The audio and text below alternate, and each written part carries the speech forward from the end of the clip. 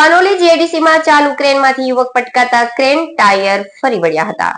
Crane આગળના ભાગ બેસીને યુવાન પસાર થઈ રહ્યો હતો. કોઈ કારણસર યુવક પટકાઈ જતા ક્રેનના ટાયર નીચે આવી ગયો હતો. આ ઘટના અંગે પાનોલી પોલીસને જાણ થતા મૃતદેહને પીએમ અર્થે ખસેડાયો હતો. મૃતકના પિતાની ફરિયાદના આધારે ગુનો નોંધવાની તજવીજ શરૂ કરાઈ હતી.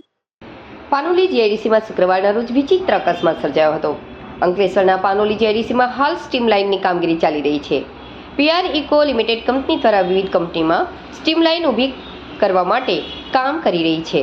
દરમિયાન આજરોજ બપોરે કંપનીના ક્રેન ચાલક ક્રેન પર લોખંડની એંગલ લઈ બાકરોલ બ્રિજ નજીકથી પસાર થઈ રહ્યો હતો.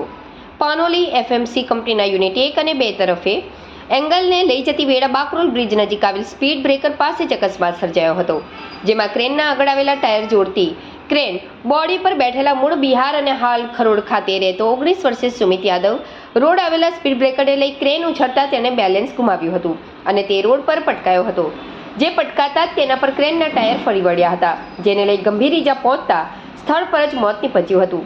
આ ઘટના અંગે પાનોલી પોલીસને જાણ થતાં પોલીસ કાફલો સ્થળ પર દોડી આવ્યો હતો.